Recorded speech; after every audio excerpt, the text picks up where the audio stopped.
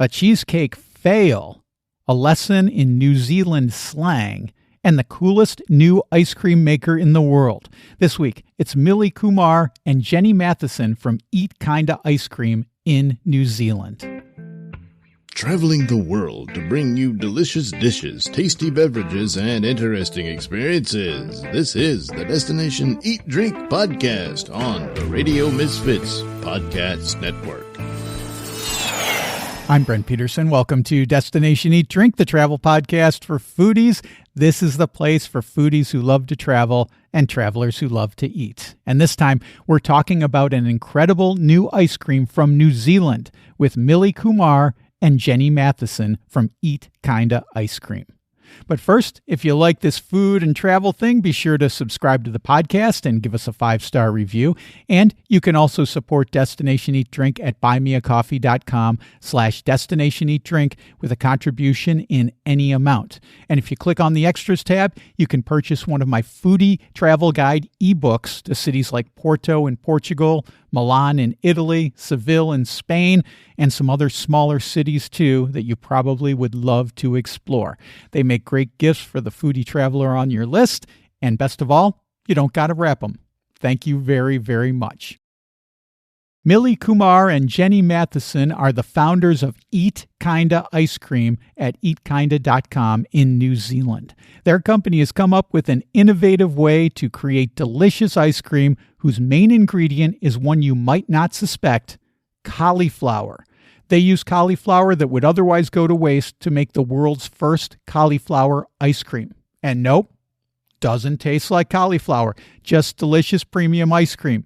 Best of all, it's allergen-free with no dairy, nuts, soy, or gluten, and the containers have no plastic and are home compostable. We talk about how they came up with the idea for cauliflower-based ice cream and the experiments it took to get the flavor perfected. Plus, what do you do when your whole crop of cauliflower gets flooded out? And they tell me about making ice cream with ingredients only grown at your house, and the best flat white and matcha in Wellington. Okay, I'm starving, so let's eat. Destination Eat Drink.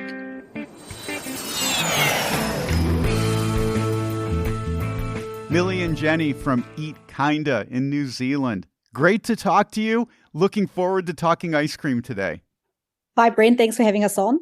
You know, you guys have such a cool new product. I wish I could be eating some of your ice cream from Eat Kinda right now.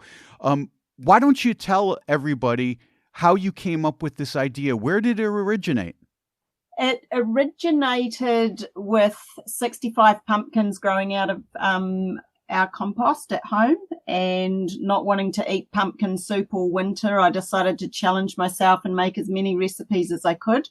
And one of those recipes ended up being ice cream, and it was delicious. So once the pumpkin ran out, it just evolved into other ice creams, and then over other recipes and everything, it turned into the cauliflower ice cream, which ended up being the family favorite.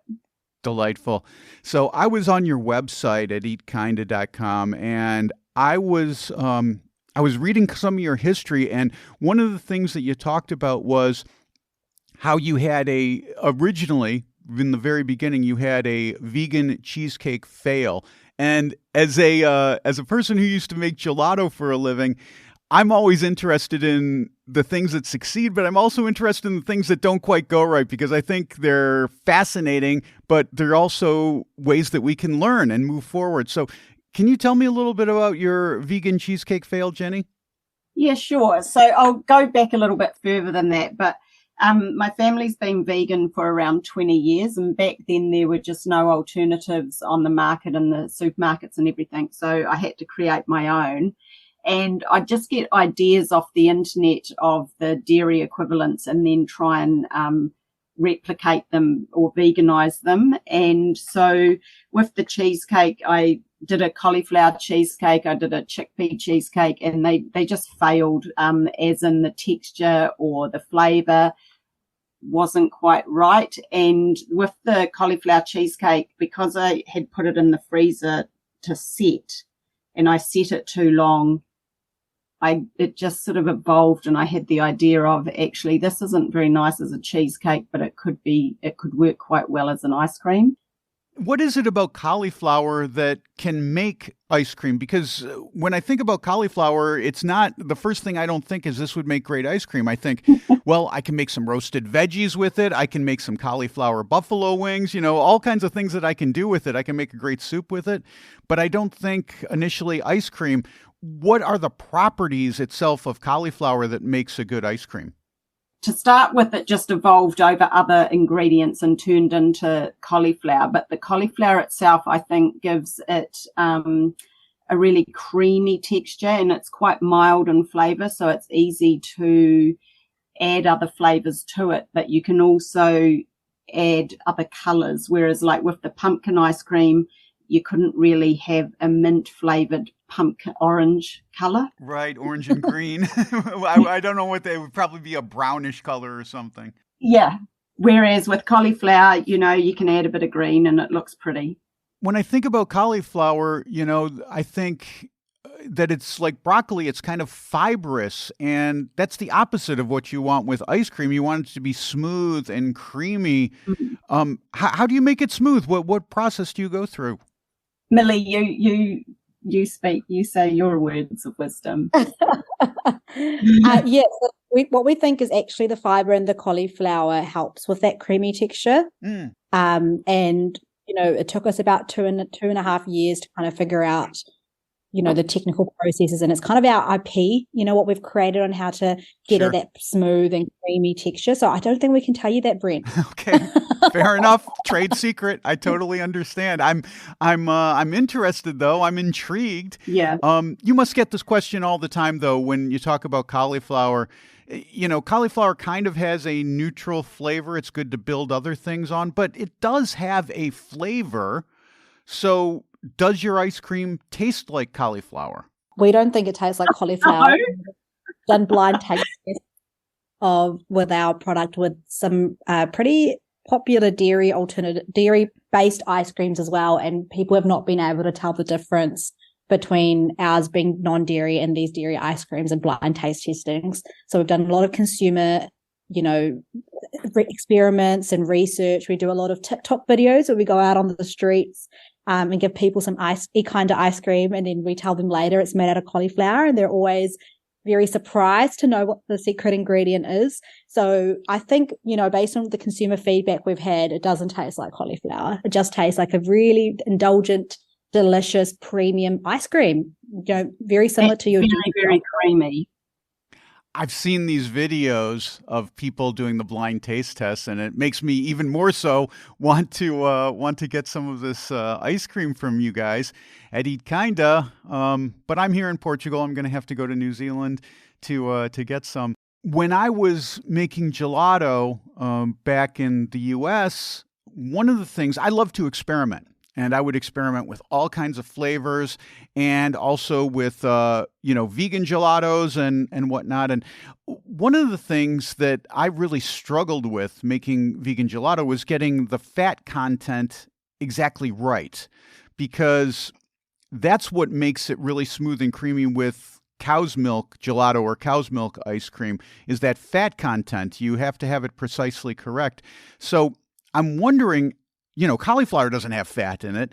I'm wondering, is it the coconut oil that you guys put in? Because I looked at your ingredient list and I thought, it must be the coconut oil that really makes the fat content right, so that it sets properly, so that you get, even more of that creaminess and that mouthfeel. So is it the coconut oil? Yeah. Look, for any ice cream, fat, as you've rightly described, is quite important to provide that textural component. And we do add coconut oil to provide it that fat and that sort of the creamy mouthfeel as well. What we try to do is really match the macro profile of dairy ice cream as closely as we could with alternative ingredients.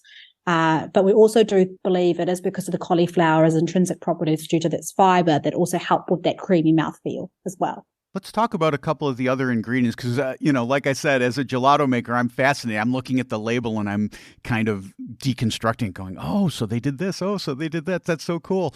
I noticed that you have pea protein in. And when I hear pea protein, I think like it's used in a lot of alternative meat products, like I think it's in Beyond Burgers and things like that. What is the purpose of the pea protein in your ice cream? What does it do for the texture, for the flavor? We're trying to match, your dairy ice cream macro profile as closely as possible, and just finding the best sort of neutral tasting plant-based ingredients that can match that. So your dairy milk, for example, has protein in it as well, which helps with the ice cream texture. And so we decided to use pea protein as the alternative, like most alternative protein companies do for their products. Fascinating. And also black carrot extract. Is that for coloring or is that for texture? What's that for?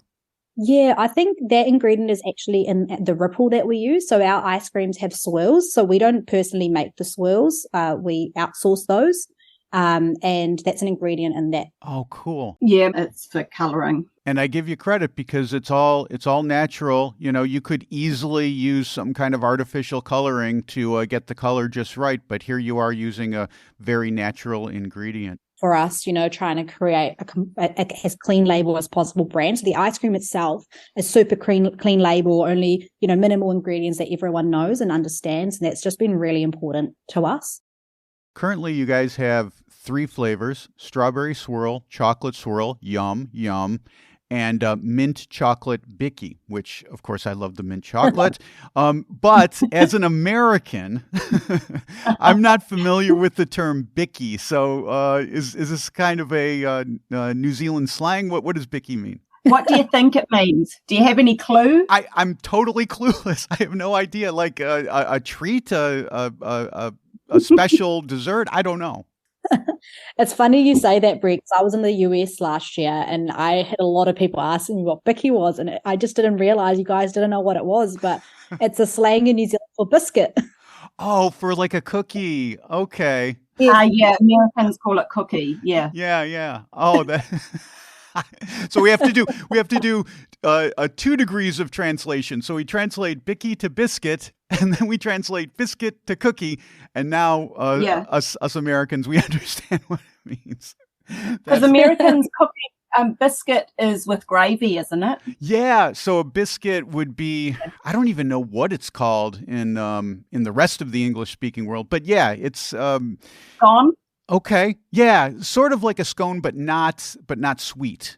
So, it's made with flour and butter and a lot. If we lived in South Carolina for a short period, and a lot of these are also made with lard. So folks who are vegan need to be very careful when they're eating biscuits, because not only will they have butter in them, but they may also have lard in them, which is, traditionally what is used. But anyway, so you guys have distribution throughout New Zealand now and into Australia. Is that correct? Just in New Zealand at the moment. Just in New Zealand. Still working on our us. Yeah. When are we going to get some in the U.S. and in Portugal? Oh. Portugal's very important. Yeah, definitely working on it. We've had lots of love from all around the world through social media, and now we're just starting to figure out how do we get it out of New Zealand to the rest of the world. So yeah, if you have any ideas on how we can make that happen, let us know, Brent. That'd be awesome. Oh, you know what I wanted to ask you? When we were in New Zealand 5 years ago, one of the things I was really impressed with, one of the things I do is I love to go to the local grocery stores, the small ones and also the big chains, because I think it's a fascinating look into the local culture as to how the grocery stores are set up and what they sell. And one thing that really impressed me was even in the large grocery stores in New Zealand, they were stocked with beautiful local produce from New Zealand. So what I wanted to ask you, Milli and Jenni, is how do you guys source your cauliflower? Because I'm not sure I remember seeing cauliflower in the grocery stores when I was there. Don't know that I was looking for it, but I'm wondering, where do you source it? Because you guys must go through quite a bit of cauliflower. Yeah, so cauliflower's grown all different places in New Zealand, all around the country. So it's actually not a hard raw material to source for us.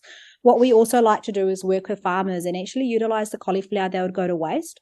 So globally, about 40% of vegetables never make it off the farm. They're left unharvested. So we try to use and add value to this this cauliflower and turn it into delicious ice cream. So we work directly with processors and farmers to get the cauliflower, and it's not really been an issue. The only time it's been a struggle has been, I think, last year, because there was these massive floods that happened and a cyclone that hit New Zealand.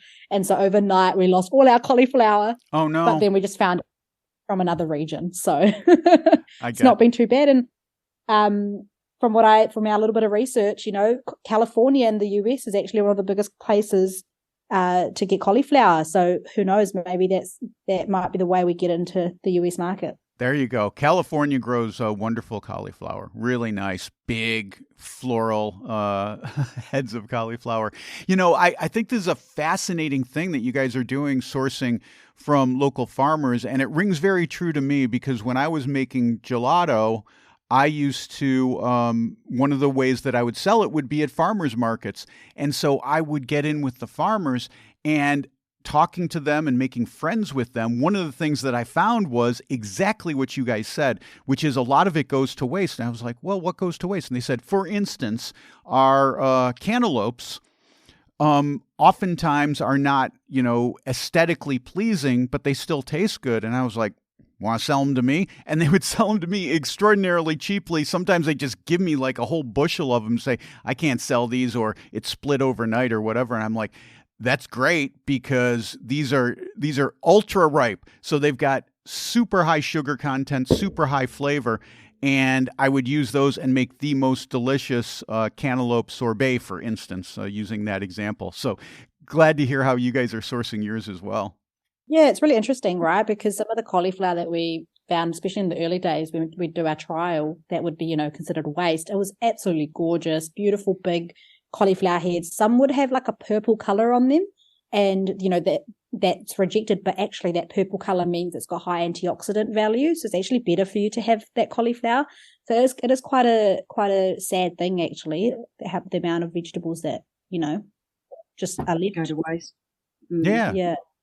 Rot in the field or just get composted. It's really sad. So I wish you guys all the success with Eat Kinda. I want to talk a little bit about New Zealand because it's a country that I love. It's a place that I loved visiting. My girlfriend and I often talk about New Zealand. I still have my New Zealand T-shirt is hanging on by a thread, but I still wear it as pajamas almost every night. So it's a very dear to my heart place. Milli, you're based in Wellington. Talk to me a little bit about your city because I think it's such a hip, cool place. What are some of your favorite things about Wellington?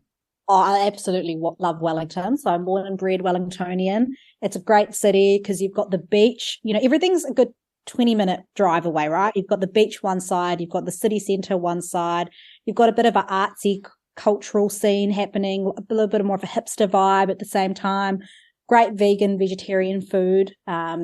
You've also got the government, parliament, more sort of, very politically aware. So yeah, you've got a bit of everything for every kind of person. 10 minutes walk from my house, I'm up in the bush with beautiful views, 360 views of the ocean, and just it's absolutely gorgeous. We love it here. And I know, Brent, you had a great time when you were here as well. And yeah, I think Wellington's definitely known for its food scene. I'm not personally a beer drinker, but there's a beer Varna that happens here every year. There's a Wellington on a plate that happens here every year with lots of the local sort of food places innovate and put together, nice dishes with wine. And it's just the scene that everyone loves to enjoy. Oh, and also the coffee's great here. If you love coffee. Yeah, no, you're selling it to me, Milli. You're selling it to me.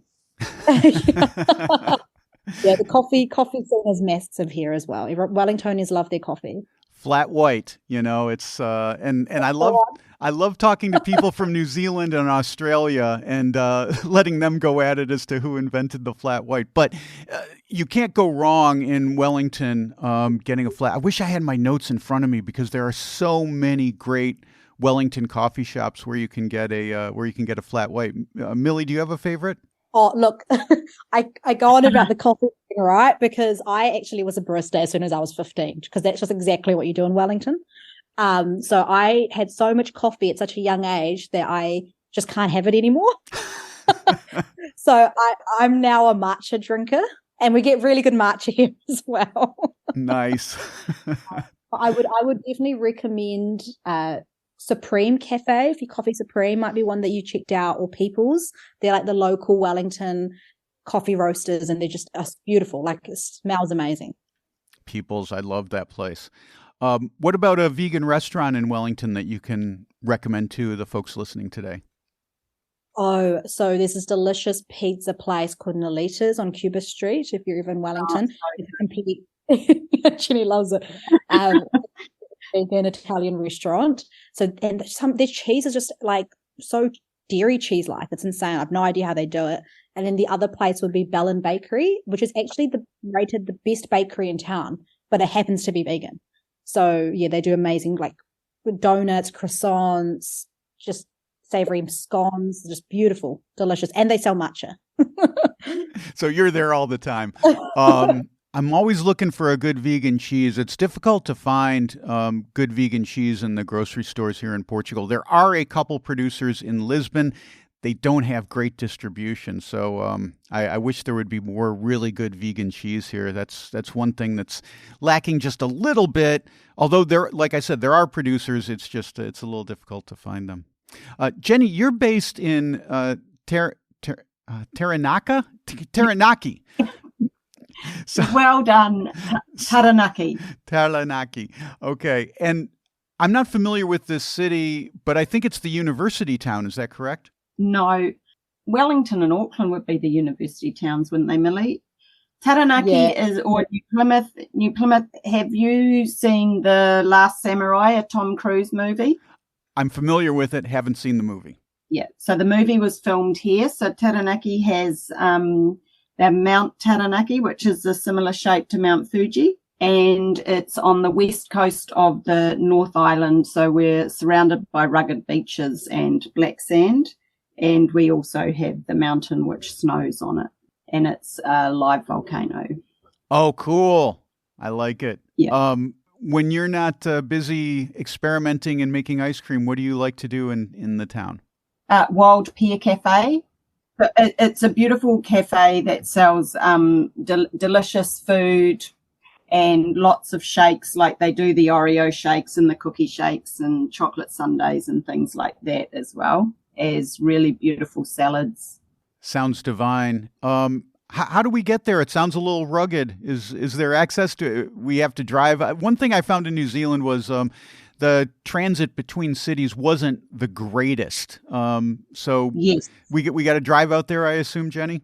Yeah, so it's around 5 hours drive from Auckland, or about 5 hours drive from Wellington. So we're sort of in the middle bit on the west coast of the North Island. And there really is only one major highway in and out. So if something goes wrong with that, we are a bit isolated.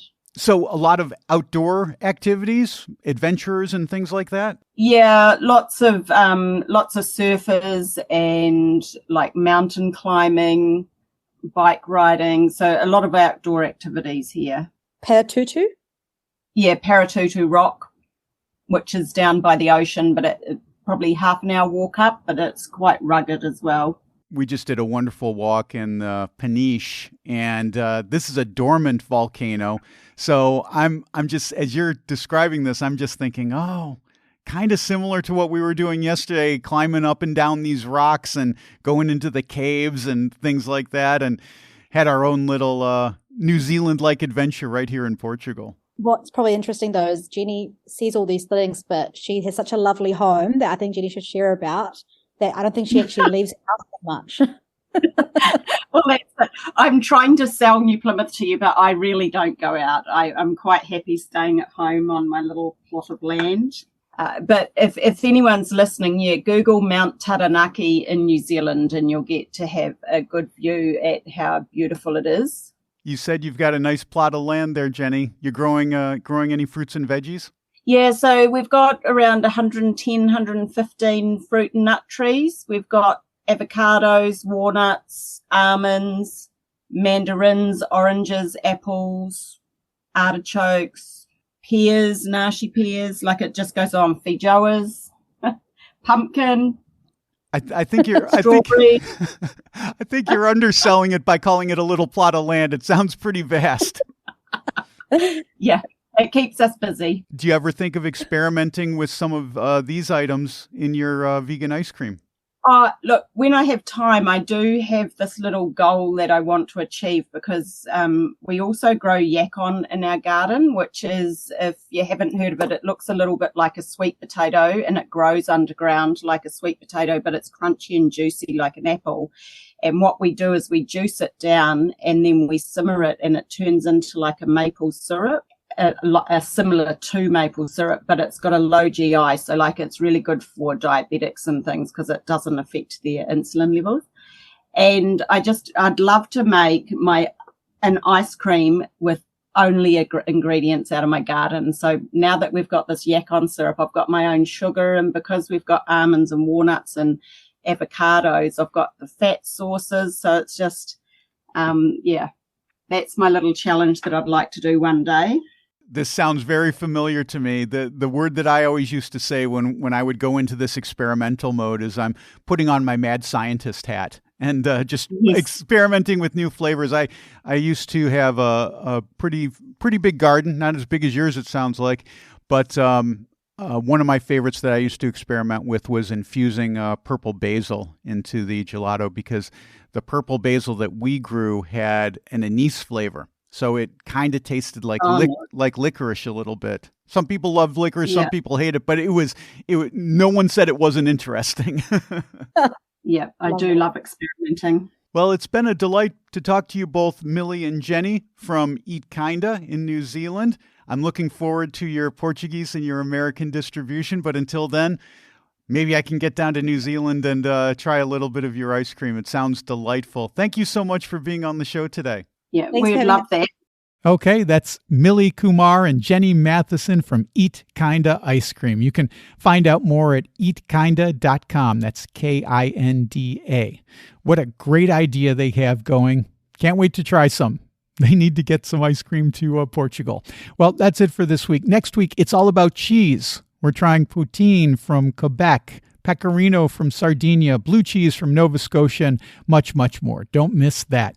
Until then, check out destinationeatdrink.com to satisfy your travel itch. I just posted a new story about a delicious sweet treat with a gross name. You can read that at destinationeatdrink.com/blog. I also just released a new video. I go over what I think are the top 5 pastries in Portugal. And believe me, I've sampled a lot of them over the last 3 years. You can see that by clicking on the video tab at destinationeatdrink.com or by going to my YouTube channel at Destination Eat Drink 946. And don't forget, my foodie travel guides from Destination Eat Drink are available at Buy Me a Coffee. Download the best of Lisbon or Cordoba or any of the many others by clicking on the extras tab at buymeacoffee.com/Destination Eat Drink. Did I mention they make a great gift? Thank you very, very much. Destination Eat Drink is distributed by the Radio Misfits Podcast Network and Ed Silla. Thanks, Ed. I'm Brent Peterson. I'll see you down the road. Join us next week for another culinary adventure on Destination Eat Drink, a presentation of the Radio Misfits Podcast Network.